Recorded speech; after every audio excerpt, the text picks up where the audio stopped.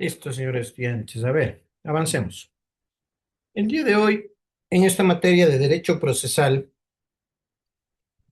vamos a conversar sobre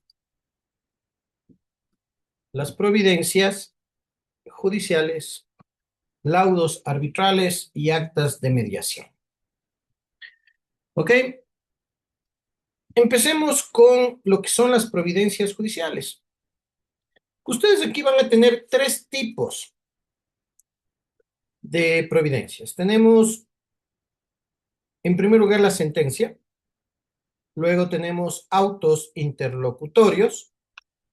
Y luego tenemos autos de sustanciación. Los primeros son las sentencias, que es la decisión del juez acerca de los asuntos que se tramitaron y se sustanciaron en el proceso. Luego tenemos el auto interlocutorio.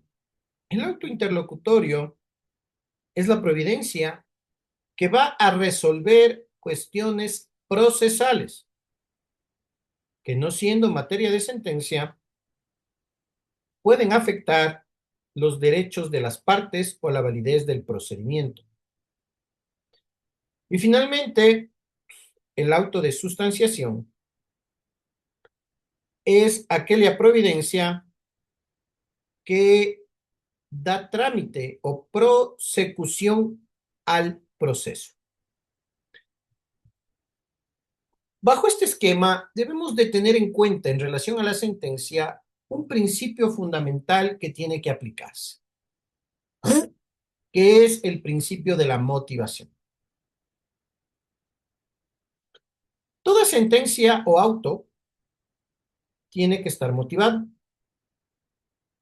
bajo pena de nulidad, conforme lo establece el artículo 76, número 7, literal L de la Constitución. No existirá la motivación si es que en la resolución no se enuncian normas o principios jurídicos sobre los que se funda la resolución y si no se explica también la pertinencia de su aplicación a los antecedentes de hecho expuestos en el proceso. Es así que la sentencia, de forma obligatoria, tiene que expresar los razonamientos fácticos y jurídicos que le conducen al juzgador a la apreciación y valoración de las pruebas, como a la interpretación y aplicación del derecho del caso en concreto. Si es que se produce la nulidad por falta de motivación, esta únicamente y exclusivamente tiene que ser alegada como fundamento en el recurso de apelación o dentro de una de las causales del recurso de casación. Es decir, la motivación es el eje fundamental para el pronunciamiento del juzgador en relación a los hechos fácticos expuestos, a la prueba que sirvió de valorar, perdón, a la prueba que fue apreciada y valorada por el juez y sobre la base de la subsunción o aplicación de la norma jurídica del caso respectivo. Teniendo claro estos conceptos, ¿cuál es el contenido general que ustedes tienen que identificar dentro de una sentencia o auto interlocutorio? Evidentemente. En primer lugar, siempre tiene que identificarse al juzgador que va a pronunciar la sentencia o auto. Se tiene que establecer siempre el lugar y la fecha en que se emite la sentencia o auto. Se tiene que hacer la identificación de las partes procesales.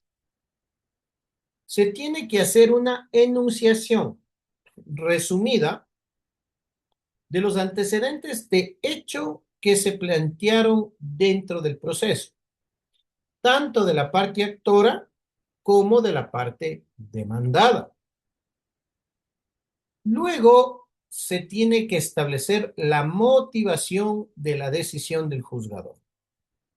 ¿Qué significa esto? Que ahí ustedes van a encontrar lo que hace un momento les acabo de indicar. Hechos fácticos, análisis y valoración de la prueba y la subsunción normativa. Que ahí también puede ir aplicada en el tema normativo, doctrina o jurisprudencia que vaya a considerar pertinente y aplicable al caso el juzgador. Luego tendrán la decisión que se adopta con precisión de lo que se ordena y la firma finalmente del juzgador. En ningún caso es necesario hacer un relato total individualizado de la causa, es decir, una copia textual de todo lo que dijeron en las audiencias, tanto la parte actora como la parte demandada. Esto ya es una estructura que tendrá que efectuarla el juez y que deberá de cumplirla en lo pertinente. Se puede dar dentro de la emisión de estos autos o sentencias omisiones sobre puntos de derecho. Aquí es la aplicación del principio iura novat curia, recordarán ustedes, en donde el juzgador debe corregir las omisiones o errores de derecho en que hayan incurrido las partes que intervienen en el proceso. Sin embargo, no podrá otorgar o declarar mayores o diferentes derechos a los que se pretenden en la demanda, ni fundar su decisión en hechos distintos a los que fueron alegados por las partes. También debemos de ver y tomar en cuenta la congruencia de la sentencia. ¿Qué significa esto? La sentencia tiene que ser clara, precisa y congruente. ¿En relación a qué? A los puntos materia del proceso, ya que resolverán sobre las peticiones realizadas por las partes y decidirán sobre los puntos litigiosos del proceso. Esto es fundamental, la congruencia. Si yo estoy revisando un caso de alimentos, no voy a sustentar en la tenencia, ¿no es cierto? Es fundamental. Recordemos también que existe un pronunciamiento oral de la sentencia en todas las audiencias que ustedes van a comparecer. Recordemos que tenemos la audiencia en los juicios ordinarios, la audiencia de juicio en donde se emite la resolución, y en los demás procedimientos en la audiencia única. ¿Qué quiere decir esto? Que al terminar la audiencia, el juez pronunciará su decisión de forma oral. Evidentemente no con una motivación completa ni con una fundamentación total, porque eso lo hará posteriormente de forma escrita. Pero tiene la obligación de emitir su decisión oralmente. De forma excepcional y cuando la complejidad del caso merite, se podrá suspender la audiencia en el término de hasta 10 días para emitir su decisión oral. Al ordenar la suspensión, tendrá que determinar día y hora para la reinstalación de la audiencia. La resolución escrita motivada también tendrá que ser notificada posterior hasta en un término de 10 días, excepto los casos que hablamos en que el juez no puede no emitir su resolución oral. Acordarán en lo que hablábamos de alimentos, que hablábamos de mujeres embarazadas, ¿no es cierto? En esos casos no se puede suspender. Obligatoriamente tiene que emitir su decisión oral, salvo los demás procedimientos que conforme la complejidad sí se podrá suspender. Ahora, algo que es interesante y que debemos de tomar muy en cuenta es el contenido de las resoluciones que se dictan en las audiencias. Las resoluciones judiciales de fondo o de mérito que se dictan en las audiencias deben de contener el pronunciamiento claro y preciso sobre el fondo del asunto, la determinación de la cosa, cantidad o hecho que se acepta o se niega, y la procedencia o no del pago de indemnizaciones, intereses y costes. El juez, en el auto interlocutorio, sentencia escrita, motivará su decisión o cumplimiento de los requisitos, respetará y desarrollará los parámetros enunciados dentro del proceso oral que se ejecutó. ¿A qué nos referimos con esto? A que siempre tiene que existir esta congruencia de lo que yo resolví en la audiencia oral a lo que estoy poniendo en el documento. No puedo poner, por ejemplo, en un caso que declaro, por ejemplo, la unión de hecho post-mortem y oralmente digo que corre a partir del 11 de diciembre del 2025. Pasan 10 días y cuando me llega la resolución escrita, en vez de poner 11 de diciembre de 2025, puse 11 de enero del 2026. ¿Qué significa eso? Que no tiene congruencia de lo resuelto oralmente versus lo resuelto por escrito. Y que puede afectar de forma directa y gravemente al derecho de la beneficiaria de ese derecho. ¿Correcto?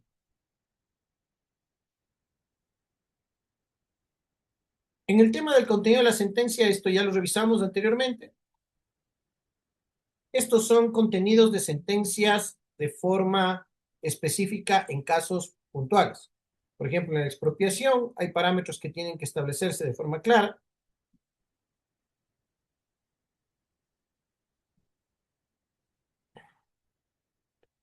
Con respecto al efecto vinculante de las sentencias y autos, esto es interesante y que tienen que tener muy claro. Exclusivamente las sentencias y los autos no aprovechan ni perjudican sino a las partes que litigan en el proceso sobre el que recayó el fallo. ¿Qué significa esto? Que solo será vinculante hacia las partes procesales, hacia nadie más, evidentemente. En las resoluciones que se condena a una indemnización, el juez podrá establecer en la sentencia o en el auto interlocutorio el valor de los daños y perjuicios que deberá pagar la parte condenada a la contraparte, si es que estos fueron objetos de la demanda. Si es que no es posible tal determinación, porque requiere algún apoyo técnico, liquidación pericial, lo que corresponda, el juez determinará el procedimiento y posteriormente ese procedimiento de liquidación como tal se tendrá que practicar mediante un incidente dentro del mismo proceso. La condición de autoridad de cosa juzgada de los actos interlocutorios y las sentencias se aplica en los siguientes casos. Cuando no sean susceptibles de recurso alguno, recuerden que aquí un ejemplo es el tema de la reclamación de honorarios profesionales de los abogados sus clientes, no hay recurso alguno. Entonces, esa sentencia queda por autoridad de cosa juzgada y no puede ser sujeta de algo más allá de eso. También, si las partes acuerdan darle ese efecto, si es que transcurren los plazos o los términos para interponer un recurso y no lo ejecutaron, ¿no? O también cuando los recursos interpuestos hayan sido desistidos, declarados desiertos, abandonados o resueltos y no existen otros previstos en la ley.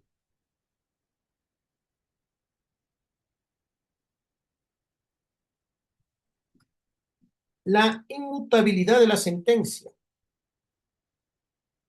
Pronunciada y notificada una sentencia, recuerden que cesa la competencia del juzgador respecto a la decisión que tomó y por ende no la puede modificar en parte alguna,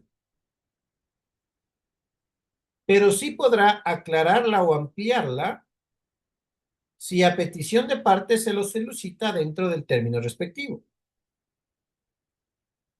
En esa ampliación o aclaración, el juez podrá corregir errores de escritura, como nombres, normativa jurídica, cálculo, o únicamente errores numéricos, a fin de que se ajuste a la realidad, pero que no modifique el sentido de la resolución. Por eso únicamente existe este corrección de errores en escritura. Porque la sentencia es inmutable, ¿no? Es decir, no puede ser modificada sobre el sentido de la resolución. También tenemos lo que es la sentencia ejecutoriada. Esta surte efectos irrevocables con respecto a las partes que intervinieron en el proceso.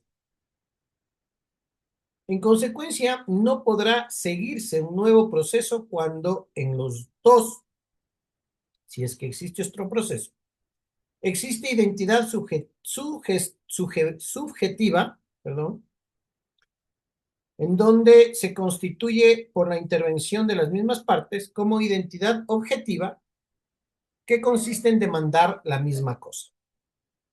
Cantidad o hecho. Recuerden que una de las excepciones previas es justamente que exista una sentencia ejecutoriada, ¿no es cierto? Es decir, el litis pendencia. Perdón, es sentencia ejecutoriada, no litis pendencia. Por ende, si está ejecutoriada una resolución judicial, mal podría yo volver a demandar sobre el mismo objeto, cantidad, cosa, hecho o personas. Con respecto a los laudos arbitrales, a ver, aquí pasamos a una materia diferente, que es la ley de arbitraje y mediación. En la ley de arbitraje y mediación, ustedes van a encontrar el procedimiento al cual se tienen que sujetar las personas que, de forma voluntaria, decidieron acogerse a un método alternativo de solución de conflictos, que es el arbitraje. El arbitraje de por sí es un procedimiento que se tramita ya sea ante un árbitro, dos, tres, dependiendo cómo hayan acordado las partes. Y ese árbitro o esos árbitros podrán resolver en derecho si es que así lo determinaron las personas intervinientes, ¿sí? O podrán resolver a raíz o a razón de su sana crítica y experiencia. Eso ya depende de la manera en que las partes hayan acordado establecer y sujetarse a este mecanismo. ¿Qué significa esto? Que los laudos arbitrales tienen el mismo efecto que una sentencia judicial. Por eso es importante revisar la ley de arbitraje y mediación. El procedimiento no es materia nuestra de este curso, porque es todo un procedimiento que se tiene que ejecutar. Igual se presenta una demanda, igual se cita, igual se contesta la demanda, se hace una audiencia, se practica prueba y se emite el laudo.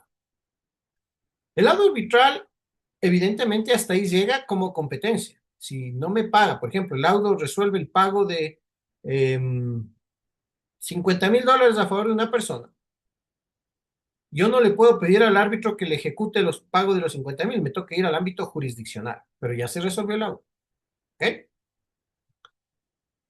Ahora, existe en nuestra normativa la posibilidad de hacer lo que es el reconocimiento y homologación de laudos arbitrales y actas de mediación emitidas en el extranjero. Este procedimiento exclusivamente se lo ejecuta por parte de la Corte Provincial. Es un proceso específico en el cual yo solicito a la Corte que lo que resolvimos en el ámbito internacional mediante un acta de mediación tenga efectos en el Ecuador para poder ejecutar lo resuelto en esa acta de mediación. ¿Qué significa esto? Que si yo, por ejemplo, en el acta de mediación resolví establecer una pensión de alimentos y esta acta de mediación la realicé en Brasil, pero el niño vive acá en el Ecuador porque me trasladé a vivir acá y quiero ejecutar esa acta de mediación, tengo que hacer este procedimiento de reconocimiento.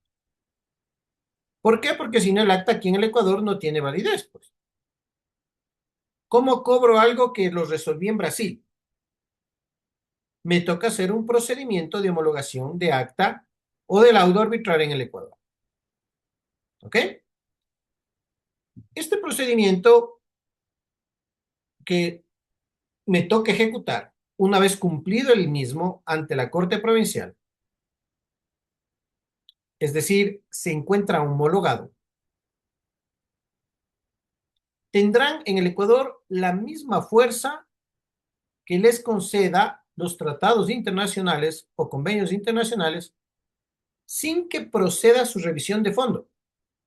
Es decir, el contenido y la resolución ya vino en Brasil.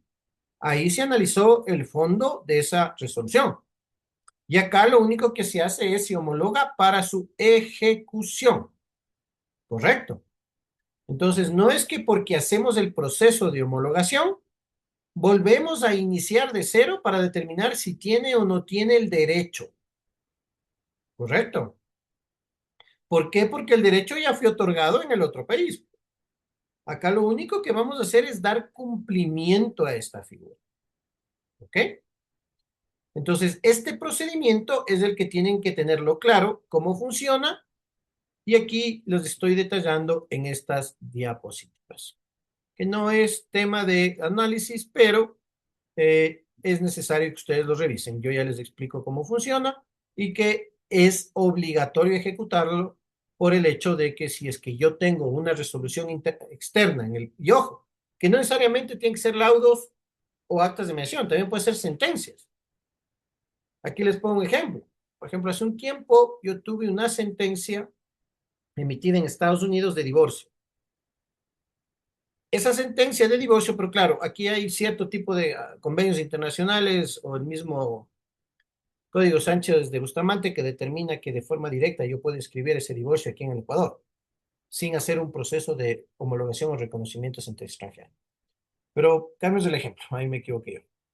Una sentencia emitida en Estados Unidos en el cual se ordena el pago de obligaciones a favor de un tercero. Pero los bienes en donde tiene este tercero para poder cumplir esta sentencia están en el Ecuador. Entonces, si es que yo quiero cumplirle, porque no me está pagando, yo quiero ejecutar esos bienes para cobrar mi deuda, ¿qué me toca hacer? Para que yo tenga la posibilidad de la ejecución, tengo obligatoriamente que esa sentencia homologarla en el Ecuador porque ordena el pago a través de esos bienes. Y para yo poder ejecutar eso, necesito que esa sentencia tenga la fuerza de sentencia ejecutoriada aquí en el Ecuador. Por ende, me toca hacer el trámite ante la Corte Provincial para homologar esa sentencia y que a través de esa homologación yo pueda, ya teniendo una herramienta jurídica válida, poder iniciar la ejecución respectiva, es decir, el cobro. ¿Correcto? Entonces, este procedimiento es importante que lo tengan claro. Fuera de lo que les expliqué de cómo funciona el laudo arbitral, entiendo que el tema de mediación ustedes lo conocen, cómo funciona, ya sea ante un centro de mediación privado, ya sea ante un centro de mediación público, tiene el mismo efecto de una sentencia ejecutoriada, pero claro, no es una resolución que emite el mediador. El mediador no emite nada, el mediador lo que hace es justamente esa palabra, mediar que las dos partes se pongan de acuerdo. Y en el contenido de esa mediación, lo único que hace el mediador es ratificar que las partes establecieron los siguientes acuerdos. Por eso es que debemos de tener mucho cuidado que el mediador no es una persona que resuelve o que emite un criterio del conflicto. No, él media, él es un intermediario de lo que quiere plantear el uno con lo que quiere plantear el otro y llegan a una solución entre las partes, no el mediador. Él lo que hace es un medio, un canal. ¿Ok? Más o menos lo que vimos nosotros en las audiencias que hemos venido viendo cuando el juez hace la fase de conciliación, eso es lo que hace un mediador, igualito.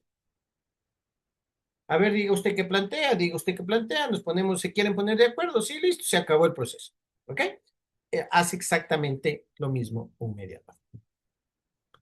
Ahora, para dejar sentado el contenido y cómo ustedes tienen que tomar en cuenta la emisión de una sentencia, aquí les comparto una sentencia emitida relacionada. Esta es una sentencia de nulidad de sentencia.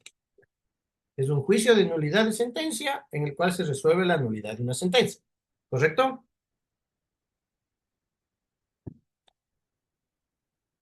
Aquí ustedes pueden ver lo que les dije. El número de juicio, qué unidad judicial resuelve,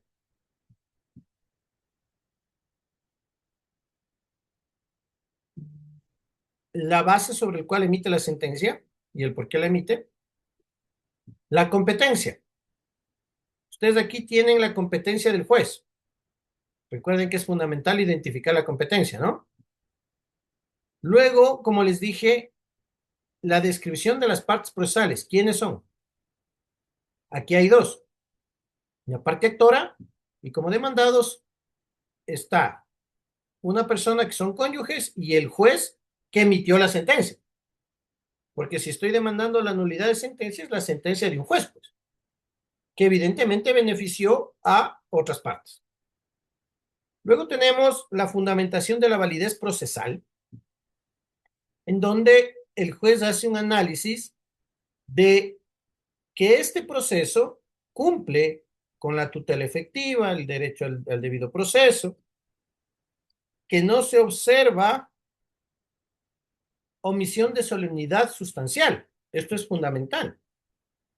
Porque si es que esto no se ratifica, esto no se establece, yo puedo alegar, como les digo, la nulidad, porque no hay motivación, ¿no es cierto?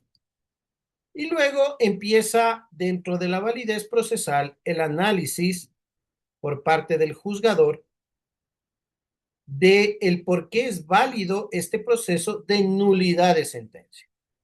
Es decir, aquí me está diciendo que este proceso se analiza ya que estos señores no efectuaron la citación, estos señores, estos de aquí, determinaron que desconocía el lugar de domicilio de uno de las demandados y por ende ellos establecen que al no conocer se cite por la prensa. Posteriormente se establece que la parte actora de este proceso identifica que era fácil identificar su domicilio y ser citada, pero no se le citó y se acudió a este procedimiento de citación por la prensa. Bajo este esquema, el juez declara válido el proceso sobre el cual se va a resolver y empieza el análisis de los hechos. Aquí en los hechos empieza a hacer la descripción de todo lo que pasó en el proceso y lo hace de una forma numérica para entenderlo de forma clara. Entonces, aquí empieza a identificar qué es lo que sucedió. Que estos señores presentan una demanda en contra de dos, las otras partes procesales, juicio ejecutivo, se califica la demanda, aquí es el contenido de la calificación, y dentro de ese contenido de calificación dice que se cite en la dirección proporcionada en el término de 3 días. Posteriormente aparece uno de los demandados señalando casillero judicial, pero no consta en el proceso a otro de los demandados que haya sido citada en legal y debida forma. Es así que estos señores requieren la citación por la prensa de esta demandada. Para tal fin, ellos adjuntan un certificado del registro de la propiedad, que no tiene propiedad la señora, adjuntan una información de la página web de la Corporación Nacional de Telecomunicaciones, y en base a eso solicita receptar declaración juramentada de imposibilidad de determinar el domicilio de la demandada. Es así que el juez, en fecha tal, ordena la citación por la prensa, ya que ha sido imposible efectuar la citación de forma personal y que los demandantes o accionantes justifiquen de forma documentada las diligencias y averiguaciones que han realizado para citar a esta señora, conforme, evidentemente, varias resoluciones de la Corte Nacional de Justicia en su momento, bueno, hoy o antes Suprema, que determina que tiene que cumplirse ese procedimiento. Una vez efectuado esto, los señores no ejecutan este requerimiento judicial y de forma inmediata rinden juramento de que no conocen el domicilio de la señora y piden que se cite por la prensa en uno de los diarios de mayor circulación. Bajo este análisis, la jueza considera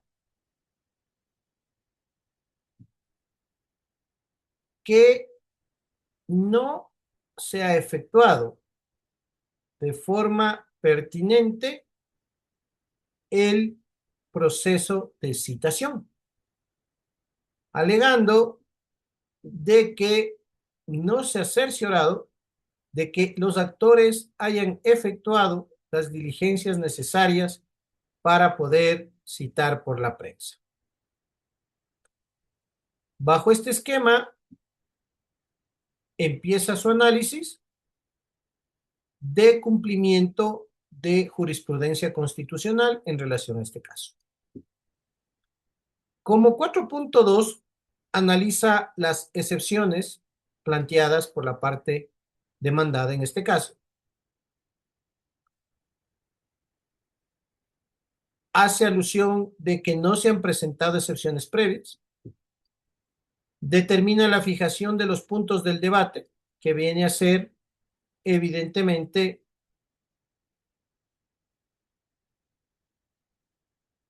establecer si procede o no la falta de citación de la señora en relación a la demanda presentada. Se hace una etapa conciliatoria en donde no ha sido posible la misma. Y aquí empieza la fundamentación del juzgador a la sentencia. Si ustedes se dan cuenta, aquí hay un resumen de las instancias de la fase de la audiencia única, ¿no? Perdón, no es audiencia única, este es un juicio ordinario, no es un juicio de audiencia única. Entonces, bajo este esquema, empieza ya su motivación. Y la empieza a hacer con relación a la finalidad de la prueba, a la carga de la prueba, sobre la admisibilidad de la prueba, hace un análisis jurisprudencial de lo que es el proceso obligatorio de citación que debe de garantizar el debido proceso. Luego habla de los hechos que se probaron. Esto es interesante. ¿Por qué? Porque aquí se entiende que lo que yo establecí en mi estructuración de hechos en la demanda se lograron comprobar. Y aquí es lo que determina cuál es el elemento que a su criterio establece que fueron aportados y probados en el proceso. En este caso se probó que no existen los hechos ni las acciones que justifiquen que se agotaron los medios para ubicación de una de las demandadas, de que no ha sido citada en legal y debida forma por el hecho de que haya sido citada por la prensa, que se han vulnerado resoluciones de la Corte Nacional de Justicia, o, bueno, anterior Corte Suprema, con relación al agotamiento de este procedimiento. Y lo principal es que existen elementos que identificaban el domicilio de esta persona. Es decir, sabían dónde poderle citar y no lo hicieron. Es por eso que ese juramento rendido carece de validez y, a razón de análisis de la jueza, en el cual la parte accionante solicita la nulidad de esta sentencia por haber vulnerado el derecho a la defensa, en virtud de no haber sido citada conforme lo determina la norma, considera que es pertinente tal argumentación. Bajo este esquema, y luego de este análisis contundente, tanto normativo como de jurisprudencia, como pueden ver aquí, la jueza llega a la resolución. ¿Qué significa esto? Que conforme la norma que a su criterio determina, es que se ha vulnerado el artículo 82 de la Constitución, ya que se ha privado el derecho a la defensa. Dentro de este proceso ejecutivo, ya que uno de los demandados tenía el derecho de defenderse en igual condiciones que la otra parte. Por ende, estableciendo lo que determina el Código Orgánico General de Procesos y que ha justificado que los hechos fácticos han sido sustentados, acepta la demanda y dispone la nulidad de la sentencia del juicio tal. Esta es la primera disposición. Recuerden que tienen que ser claros, precisos las resoluciones en las sentencias, ¿no? Y de una forma clara qué es lo que se ordena. Aquí está ordenando dos cosas: declarar la nulidad y por otra parte está ordenando que se retrotraiga el proceso hasta el momento de la citación a la señora tal. Aquí ordena que se niegue a levantar las medidas preventivas ordenadas en el proceso, porque claro, como era un proceso ejecutivo, existía, creo, un embargo de un bien inmueble. Bajo este esquema que ustedes pueden ver, se emite una sentencia. No sé si tienen claro el esquema.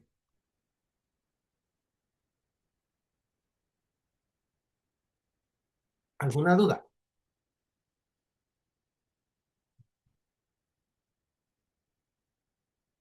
Una sentencia grandecita, 12 hojas.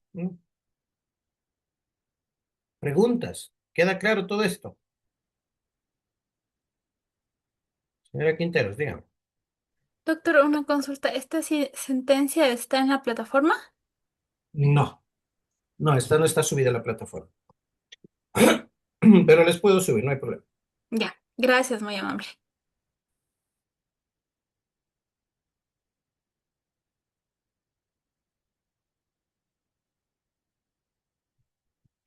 Señor Mancero, dígame.